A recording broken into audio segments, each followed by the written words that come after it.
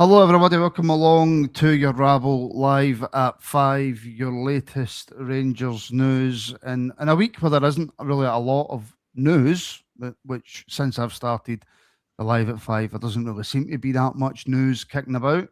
We're just going to have a general conversation about the players, about the team, about the manager, just about all sorts of things. And we would appreciate your input. We would appreciate your comments, questions. And I say this all the time, but I do genuinely mean it. If you have a topic that you maybe want us to cover about Rangers that you feel doesn't get spoke about enough, whether it's big, whether it's small, whatever it is, get it in the comments, let us know, and we will certainly do our best to discuss it. I'll do my best anyway. So hello, my name's Martin, I'm your host, and my two co-hosts today, I've got Calum and Kenny. Calum, what's that behind? Is that like a strobe light? I just changed the setup up a wee bit, so I spruced up, I like it. I like it. Nice and blue, Rangers colours, but no, doing good, mate. I mean, still buzzing about the result on Sunday. I was pretty gutted after the Motherwell game, and we needed a response, and I pretty delighted. So gone into the week with a big smile about that, and it's decent time to be a Rangers fan. So looking forward to some chat tonight about all that's going on. Yes, well, all I would say, David, is you haven't seen the show yet. So don't say it's great, mate, because there's every chance that it might not be. But it should be great because we've got Calum and Kenny on as well. And Kenny's always good for talking pish. What are you good for, Kenny? I was trying. Do you know that way you try to think absolutely nothing? Want me to start singing? Well, you know that way. Like sometimes I think to myself, how did I never become a stand-up comedian? Right? Because I'm genuinely a really, really funny guy, right? And then I think to myself, I'm just not quick off the mark in terms of my jokes. So that's why I'm not a stand-up comedian. But Kenny, how are you? I'm all right, mate. I'm all right. I'm like Calum, man, buzzing. You play the two up front against many teams, and I think they're going to bully. So it's nice to see at the top end of the park we've got something that's taking a wee bit of excitement about. I'm just going to ask you now, Manny, stop passing to other players, and we'll be great. We can forgive it. I mean, it has been spoke about quite a lot. Do you know what I'm going to do? I'm going to go ask people for questions. They've gave me questions, so I'm going to fire straight in with them. I don't care about the organisational agenda of the show, and it's from our very own channel member, Handyman. And Calum, mate, I'll start with you. How much do you think Rob will rotate his squad for Sunday, and do you think he needs to? Interesting question, considering obviously we've seen what happened when he tried to rotate against Motherwell with the players that he brought in. One game a week. Does he have to rotate? Will he rotate on Sunday? I don't think he has to. I think it's better if he keeps a bit of consistency with the team now, with the new players they've got in. A lot of them, like Scott Olsen, for example, he's not played necessarily the most football. And I think he's one where we've seen the qualities there, but I think there's more to come for him. I think players like him would benefit from staying in the team. And as you say, it's one game a week. It's not like the fixtures were worse for us in terms of every 3 days and players are getting really tired and all that.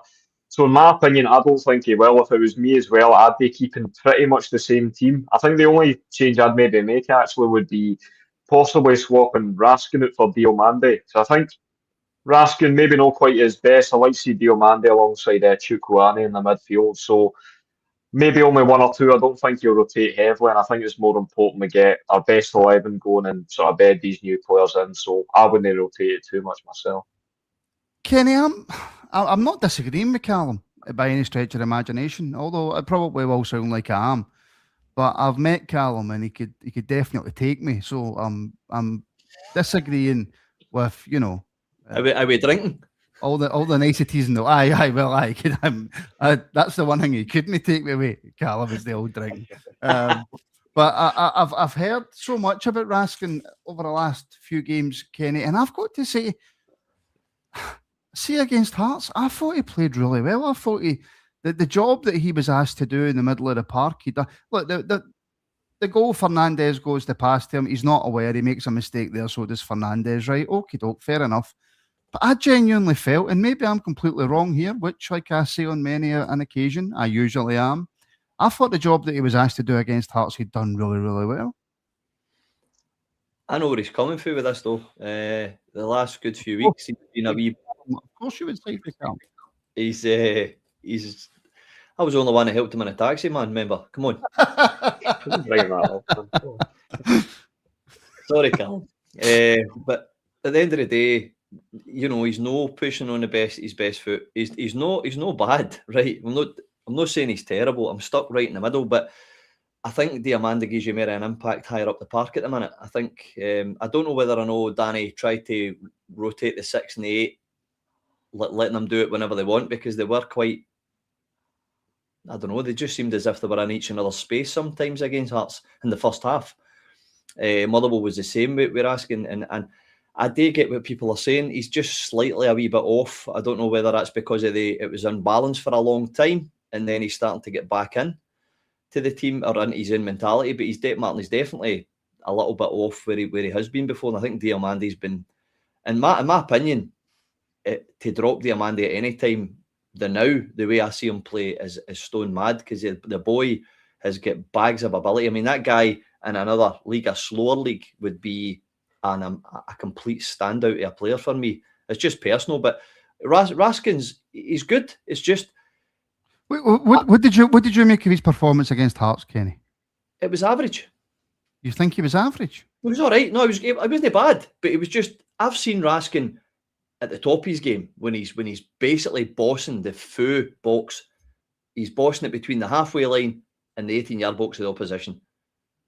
Somebody tell me. Do you not think he was asked to sit back but and do a much more of a defensive job, and Chucky was then the one to go forward, or am I defending him far too much? No. You're actually right. That's what I said there. I wasn't sure if he's been tactically told to him and Chucky and him to swap whenever, and there was maybe points in the game where there was a signal or a sign or his captain telling him to go and do that. That's fine.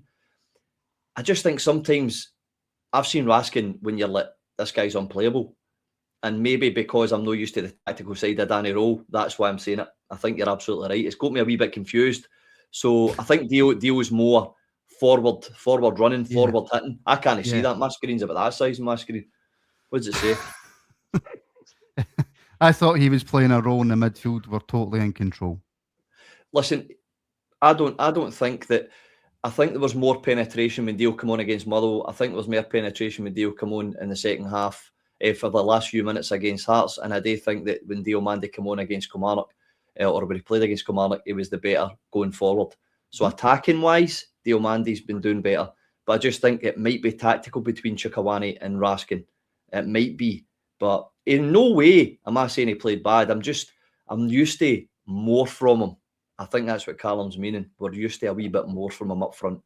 Well, on that very point, Calum, as channel member Ross is saying, Raskin set a very high bar for himself. We all expect so much because of that. And he's very important to this Rangers team. Has he maybe just set the bar a little bit too high, that when he doesn't hit that peak performance, we look at that and go, maybe he wasn't quite as good as what he could be today?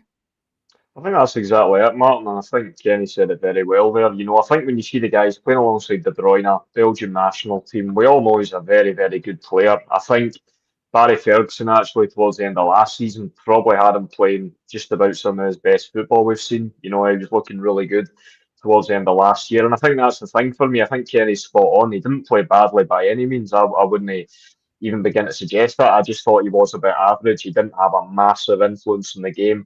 I compare that to Tochi, for example. I thought was absolutely fantastic, ran the show. He's a fine Calum, isn't he? He's an absolute find, isn't he, Tochi? Aye. Brilliant signing. Romans as well. So impressed by him. Imagine we'll touch on him a bit later. Yeah, that's it for me. You know, Raskin, I just think we can get a bit more out of him. I don't think he's had a terrible season. I think he's been mostly sort of 6 out of 10s and all that. But I just want to see a bit more from him, because I think he's arguably our best player. You know, I think a lot of people say that Raskin's our best player, and I just think you want to see a wee bit more for someone who we know can be so good on his day. Do you know what I mean? So by all means, you know, he's doing okay, but I just like to maybe see if we can see a bit more out of him towards the end of the season, you know. Well, let's wait and see. A question's come in from Facebook from John Kenny. Hi all, what a result. Do you think we have what we need to win the title? Bear in mind we have the hardest run in between the top 3.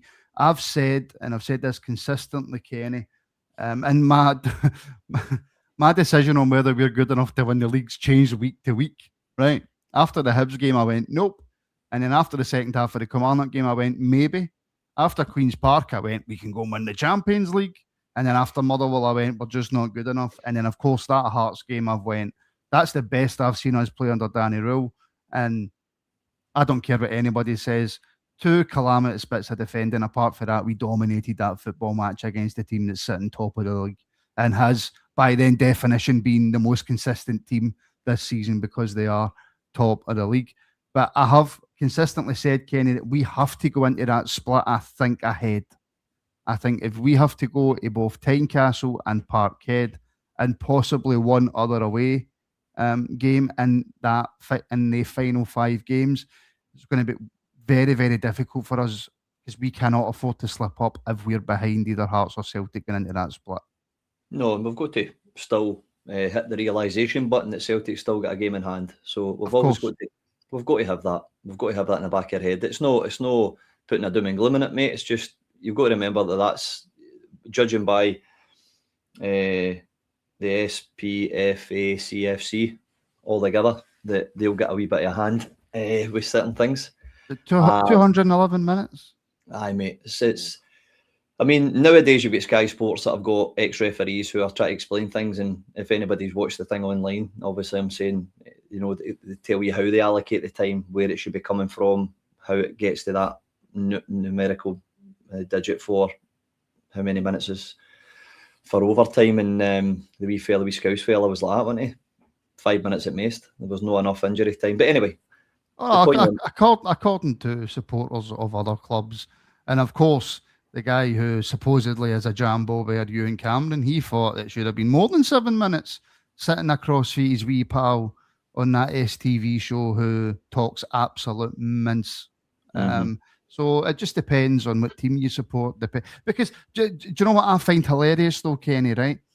So over the last kind of 4 or 5 weeks, we've all been discussing the extra time that Celtic get, right?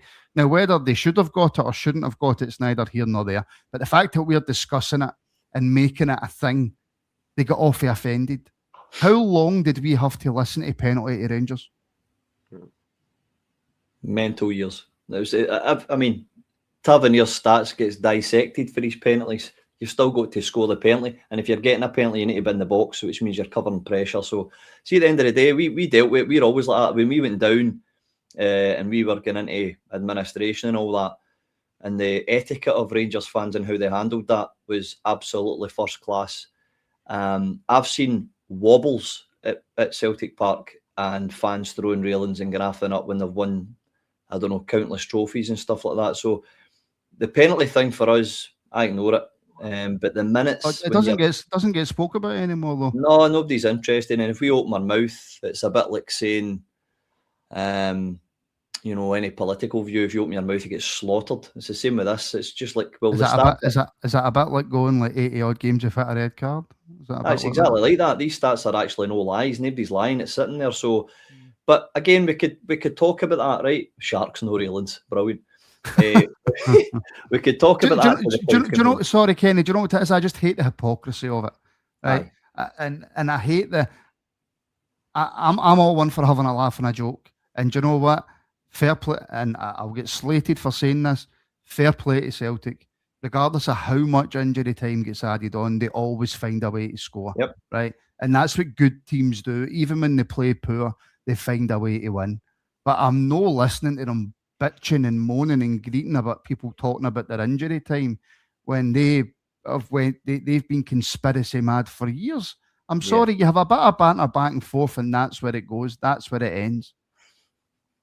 I've just seen that comment here. Josh 3, fence on your head. Brilliant. So, it's one of these things where you're not allowed to speak about it now. Because if it was the other way around, it would never be spoke about. Can you imagine 3 games in a row, Kenny? We scored in the 97th minute. Can you imagine it? Aye, because the letter's written to. I mean, remember they wrote the letter to Europe and all that, and they didn't. The sectarian. One of the MSPs brought it up in Parliament and all that. Come on, right? Yeah. So we know what happens. The facts are in front of us. But you're right though, because Celtic will probably win their game in hand, right?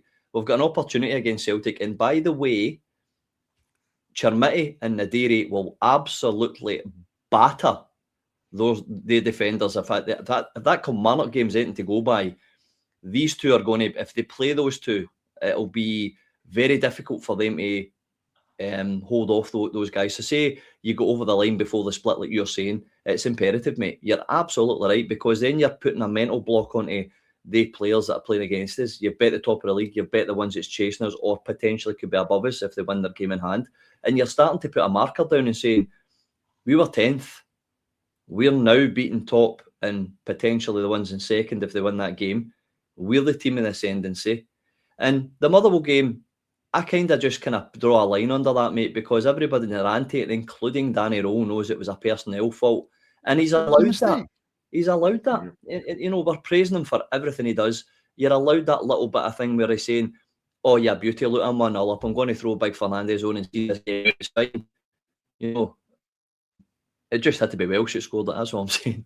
I know. Mate, any player. But again, draw a line under that, comes out against Hearts, far and beyond the better team. Took a wee bit of a knock when we get mistakes, but we showed real character. Danny Rowe said, what? It's like the Ibrox should be. Why? Because even when we were going down, there was no booing. Mm-hmm. There was time for allowance, that's how Ibrox I remember as well. Gerrard would maybe have a 1-1, they were 1-1, but there was no panic. Rangers would calm down, play into it, get the goals they needed and win the games in the third season. So I see a lot of that in Danny. I think we've stole a good manager here, boys. I think we have.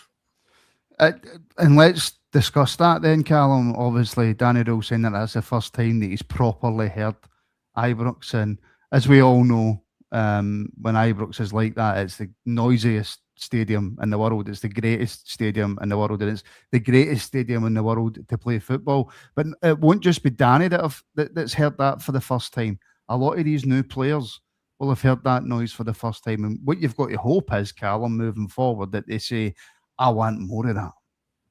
Aye, absolutely. And I think it had a massive bearing on the game as well, to be honest. You know, it was as loud as I've heard Ibrox in a league game in a long time. And I think you've seen that in the kind of intensity the players were playing with. Do you know what I mean? It was a really quite dominant performance against a team where we all know how good they are. Do you know what I mean? So, I mean, a lot of these players will only come in the summer, the January window. They'll maybe be aware of Rangers and Ibrox, but it's a whole different ball game to experience it firsthand for the first time like that. Do you know what I mean? And for Rowe to say that's the first time he's seen it up to that sort of level as well, you know, that should only give him confidence. And I think, you know, it's down to the fans as well. Hopefully we can upkeep the sort of great performance we had in the game at the weekend. And we all know how powerful Ibrox can be. You know, there's no chance we get to that European final a few years ago without how incredible the fans were. I remember we went into games where we'd lose the away leg 1-0 and you were still confident, you know, you're taking it to Ibrox, all the fans behind the team's back and all that. So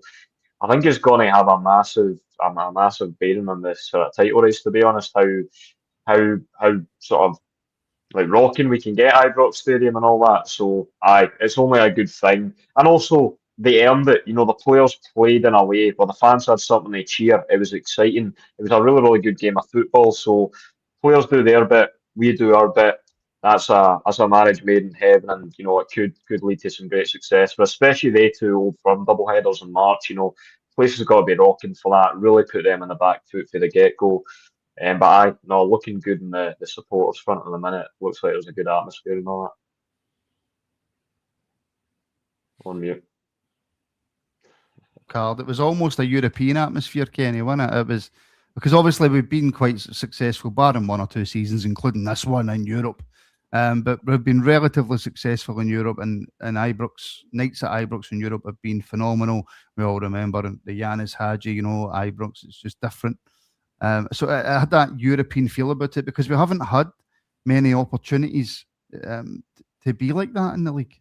No, it got that consistent at Ibrox in Europe, Calum, that basically the commentator was calling it every Thursday nights are Rangers nights. Remember, it became a meme of its own because of how good we were, how many teams we were putting away, the crowd, the noise. and I'm going to back up every Rangers fan possible here. We were not turning our back ever on our team. We were just saying, just show us grit, fight, determination. Show us a team we can be proud of, and by God, we'll show you who we are.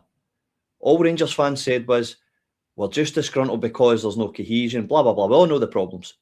But what we always said was, if you show us that, you give us the consistency of that, you get our heart pumping red, white and blue again. You see 50-50s getting won. You see games getting ground out. You see managers passionate. We'll show you, Ibrox, because it's not going away. And I think Hearts proved that. I think the fourth goal proved the German Mourinho bolting down the byline and forgetting his marbles for a couple of seconds before he grabbed himself and went. Which is lovely to see, Kenny. It's lovely to see. That's what makes you now part of the Red, White and Blue Army. It doesn't matter who you are. Ask Graham Roberts, right? So it's that we said we wanted. Danny's delivering it. We're grinding results out. And now other teams are starting to see again and go, oh, Christ, we've got Rangers on Saturday. Mm-hmm. It's that thing that Celtic's had for years that we've lost completely. And now we're starting to spark it again. I'm not saying it's a full flame yet. I'm just saying it's got the foundations and the fundamentals of being a building block that could potentially take us into places where it's consistent trophy winning. And it's lovely to hear that noise, boys. See the racket. I mean, Leipzig stuff. You know what I mean? Kenny, can I just quickly come back in there before I ask Calum how much his sunbed cost? But I agree with everything that you've just said there, right? But what I don't want to do is I don't want us to get too ahead of ourselves, because what we have to do, Kenny, is sort out our away performances, because they have not been good enough. No, and listen, I totally and 100% agree with you. I'm not getting carried away. We only asked to show us the light. That's all we said. Show us something that we can expand on. And I think he's shown us that. And you're right, the away form has to be a little bit better off than what it's been. And again, he seems like the right man. You've got to remember, there's still how many players is in there that's no Danny Rose. So you've still got to get to a summary. You've still got, if he wins that league, that has to go down as one of the best ever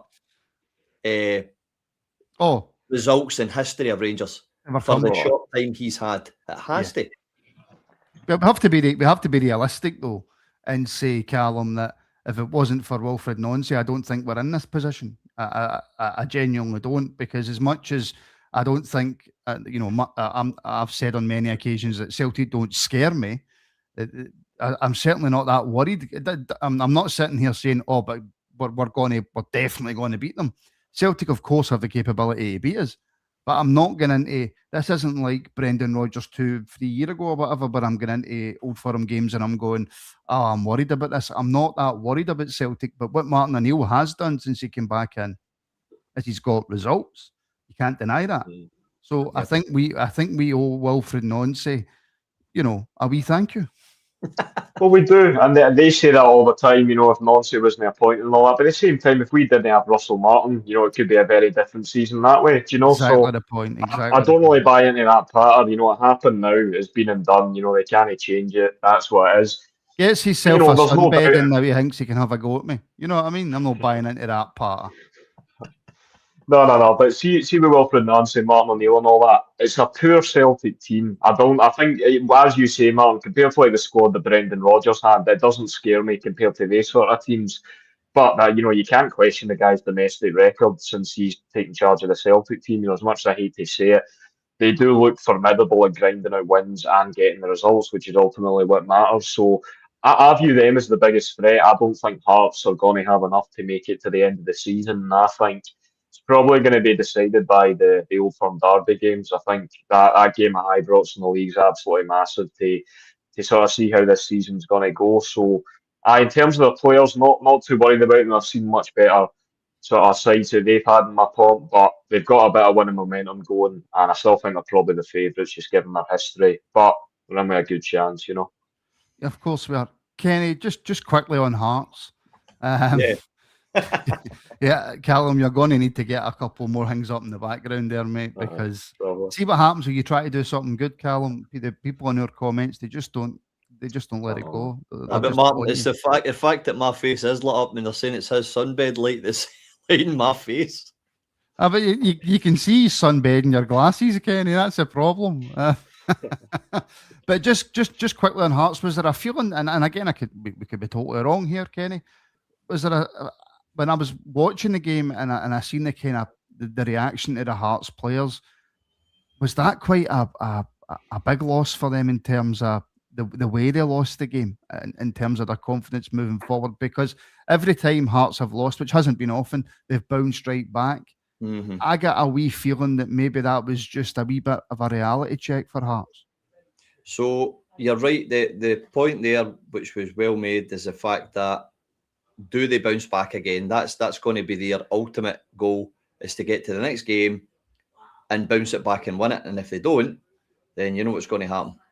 It's going to be a bit of a problem. I mean, it's all very well dropping points, but if you drop points and you come back the next week and you do well and you start to do a run again, I mean, Coventry for a start, right? 3 without a win, go to the second top and beat them 3-0, 3-1. So if Hearts can continue to do that out with, they've got to take points off one of the Old Firm in the split. They've got to do that. If they don't, it's going to become under their skin, and I think they're going to bottle it.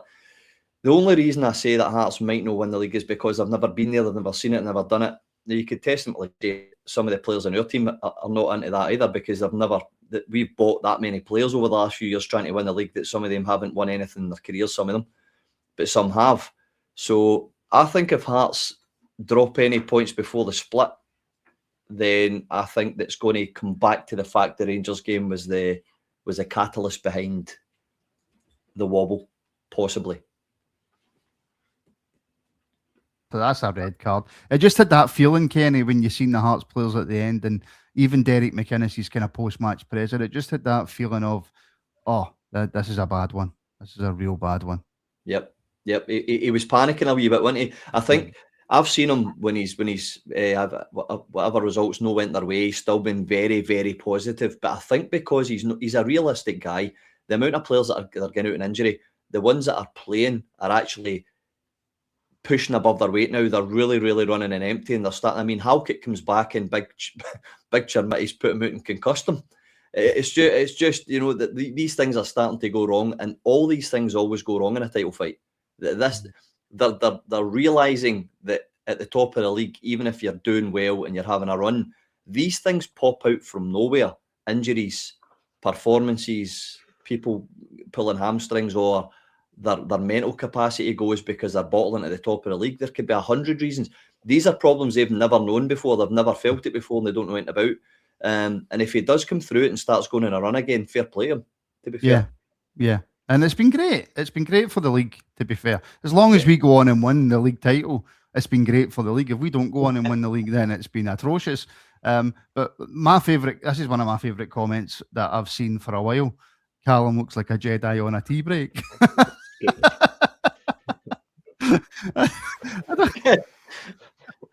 It's just one of my favourite.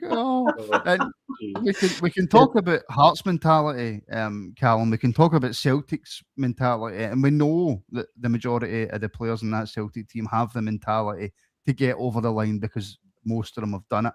But as Janet's asking, do we have the mentality? Do we have enough players with the mentality to go on and win this league?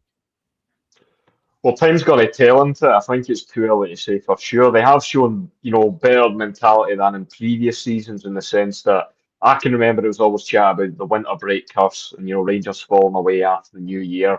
It's now mid-February. We're still well on the hunt. We're 2 points off top. They're in a very good position to win it. But, ultimately, it's about results at the end of the day. Every Rangers fan's going to be gutted if we don't win the league, regardless of the circumstances of how we don't win it. It's just difficult to say. There's too many of those players on that team that are unproven. You've got a manager who's relatively unproven as well. So there's definitely positive signs there. They showed real mentality against Hearts. Not many people gave them a chance, and they really put them to the sword. But then at the same time, to be fair, you look at some of the away games recently. Motherwell, you're against 10 men, and they chuck it away right at the end. It's more really conducive to a sort of title-winning mentality. At the same time, you are allowed slip-ups though and all that. So just difficult to say. I hate to kind of sit in the fence on that one, but it's too early to tell for me. I've been kind of scarred too much in the past with Rangers teams, so I think we'll probably know in about a month's time exactly where this team is on the mentality front. Rowe's definitely done a great job to improve it, but can they go all the way? Still too early to tell, but we're in with a great chance, you know. I think that's fair comment, Kenny. That we don't have the basis of any evidence to suggest that the players can go and go on and win the title. What I will say is, and what Shona pointed out, in fact, I did save the comment, Kenny, is the biggest difference is the physicality now in this Rangers team. We aren't getting bullied off the ball. I mean, I've been so impressed with Chukwueze in the middle of the park, Kenny Romans at left back, Nadiri up front, Chermiti even with the power and the pace. Fernandez at the back, who's the only person I know who's taller than Hightower. Dujon Sterling at right back, who again I don't think's had enough of a mention. I thought he was outstanding against Hearts. And Danny Rowe obviously had to take him off when he had to take him off to try and protect him. But the physicality and the strength in this team, we ain't getting bullied. No chance. I noticed it in Annan when he came out onto the park, and I was like, right, that's a number 6, is it? That looked like a centre back, mate. The guy's enormous. And I'm like, okay. And then the more that obviously January transfer window, etc., he started to see where he's trying to put this team. He's wanting big, physical, fit players that are going to mix it up with anybody, whether it's a terrier or whether it's a kind of passing game. He seems to have this almost chameleon type of team he's trying to build, where they can fight in 4 or 5 different fronts at the one go, depending on what the game is. I love the comment of the fact that when we get to the summer, if he picks even close to the same calibre of player as what he's finding, wow, you're going to have a team where you're going to be so proud of. I remember when Dick Abacat put that team together, I couldn't believe what I was seeing. Just not because of take the price tags away, Martin. It's who fit where, like a glove. Every single place was just perfect for what they needed to do. And if they played against a Dundee, it would get slightly changed. If they played against a Dundee United, it would get slightly changed. Played against Celtic, but you always get the results. And I think if you give this guy enough time, another comment I'll agree with, it took Gerrard 3 seasons and Rowe in 10 months done that, including buying players, then it could be a special moment.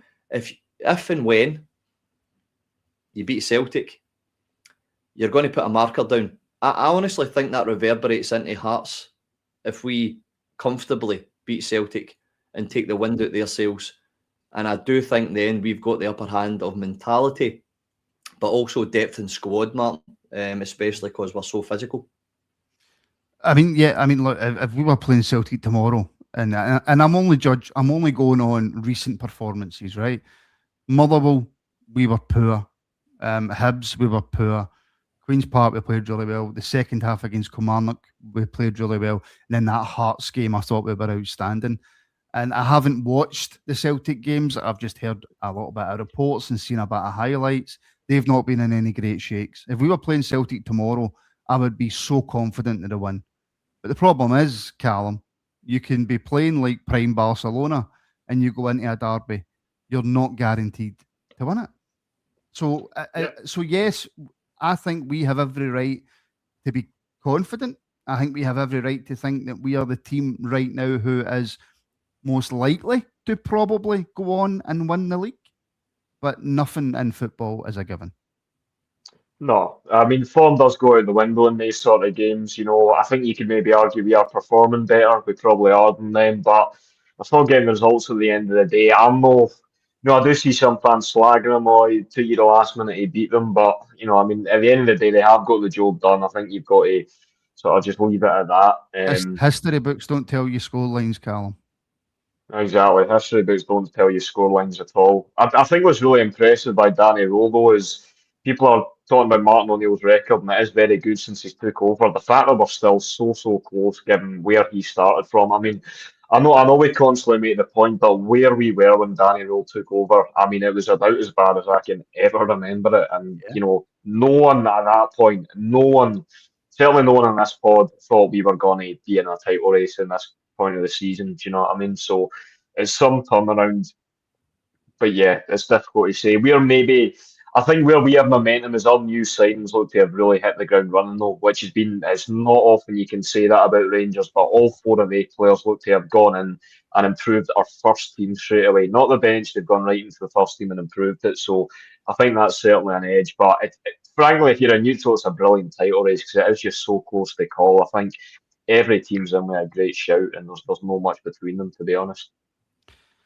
What I meant by that, multiple man, was that if, for example, Celtic go on and win the league this year, right, by a point or by 2 points, nobody's talking about a last-minute winning against Livingston, the poor performance against Livingston, and it took them a last minute. And if we go on and win the league, nobody's going to talk about, oh, well, remember that point against Motherwell that you should have went on and won. You know exactly what I meant, multiple man. Phone me tomorrow morning, right, on the morning phone, and me and you will have a discussion, right? Because I've seen a few of your comments now, and do you know what? Who am I kidding? I'll speak to him in the morning and I'll be scared of him as usual. Who am I trying to kid?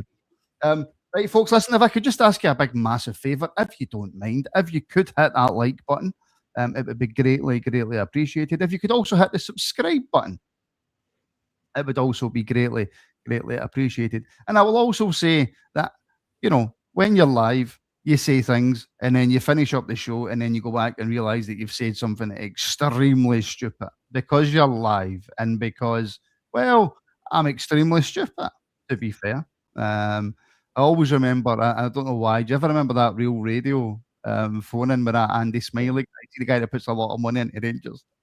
And he's like, I am that stupid, I'm a multi-millionaire. Well, I'm that stupid, I'm a pound there. So, there you go. But we do try and have a laugh. We do have serious conversations. The programme's called Rangers Rabble. So I'm going to finish on this. And I would just ask if everybody could please like, share and subscribe. And of course, if you want access to plenty of extra content, like for example, 7 o'clock tonight, we've got your Thompson's Tuesdays. Then the links are in the description for as little as £1.99 per month. Cheaper than...